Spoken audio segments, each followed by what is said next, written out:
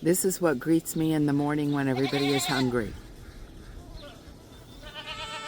Lots of goat noise. Good morning, babies. You ready for breakfast? Okay, here it comes. I'll be with you in just a minute. And the goats are now happily eating their grass hay. They normally get, for most of the year, alfalfa, but in this rainy season, the alfalfa is hard to come by. So they get a nice grass hay, and they get an alfalfa mixed grain once a day to supplement. You'll see little stalks laying around in here. These are banana trees some of our neighbors have trimmed. We trim ours too, which are due any time now.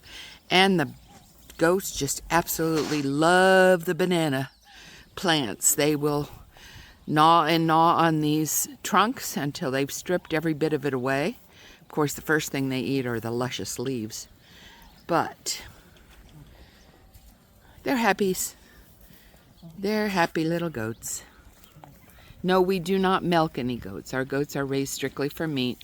So the mamas raise the babies, and that's it.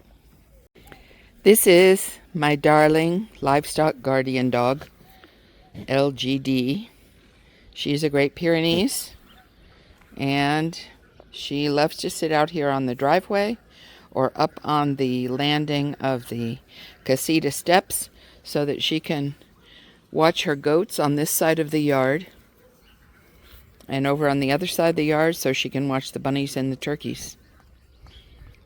It's funny how it's inbred into them to watch everything. This is what greets me in the duckyard. The stinky, muddy duckyard. This is our rainy season, and the ducks absolutely love having the mud everywhere. They have a pond to swim in, and now they have little ponds in the yard itself. They have a little house over there and lots of shade with the shade sails that are up, because we had to have a temperate climate here. And they can be outside all year long. Our high in the hottest month is like 95. Our low in the coldest month is maybe 40. Ducks are made for that. And you see our 3 beautiful geese. 2 of them are African, the 2 with the dark colored bills. And the other one is a blue-eyed something. Don't know what. Still don't even know if they're boys or girls. They're young. They're only about 3 months old. So time will tell. There are our little chicks, the velociraptors. My beautiful Roo, Mr. Gentleman. He is very sweet. He has never hurt me, attacked me, or made any indication that he would. And he takes very good care of his girls. Now the velociraptors are scrap eaters. They eat meat, they eat vegetables. All my neighbors save scraps from the kitchen, as do we. So in addition to the pellets that they get to make sure they have complete nutrition, they also are the garbage disposals. The chicken coop is quite large. Chickens do not like to get wet, so it's important that they have a place that they can go in at night and roost and not get wet when it rains. It does rain here during the day, but predominantly the rains come at night.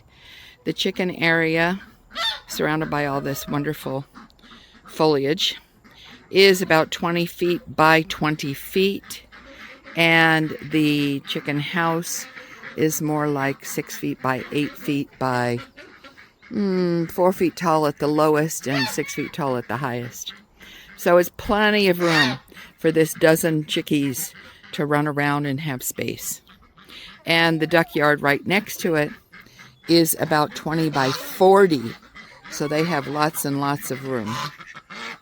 And this is the bunny area, and they are hungrily awaiting their breakfast. and their watering tank, which feeds them through a little black hose that goes from the bucket up there all around to all the cages. I just need to top it off twice every day and make sure that all of the little nozzles are working. So I shall put the phone down and start to feed all the baby bunnies, the little fur butts. And the bunnies get their bunny pellets in the morning, and they get hay in the afternoon. And then for treats during the week, we get things from the local tiendas, mom and pop stores and open markets, like cabbage and carrots and things like that they get to supplement their pellets. They need roughage, but they need the nutrition in the pellets as well. So we also clean out the cages and scoop up everything that fell through and off the trays 2 to 3 times a week, and then we sell the compost as well. Little bun this morning. Huh? They're all so cute and so sweet. We do raise rabbits for meat. They are livestock, no matter how cute and fuzzy and cuddly they are. Sometimes they're not cuddly because their claws are weapons, and I have wounds frequently, but I heal quickly. This is one of my favorite boys. We have 3 sets of breeding critters here. We have 1 daddy and 3 mamas in each set of 4 cages. This little guy here, I was called one day and asked if we could come and pick up a bunny that somebody found in their yard. Obviously he was a pet and escaped from somewhere, but no one claimed him. So we brought him home, and he is now our breeder bunny, one of our breeder bunny daddies. And when an animal has been a pet, when we take it in, it either becomes one of our breeders or a foster until we can find it a permanent home, or just one of our resident critters. We never take a pet and make it a true livestock for meat. No. He's such a good boy. This little one here has got a real fuzzy face. She's part lion head. I've got another one like that too that are mamas.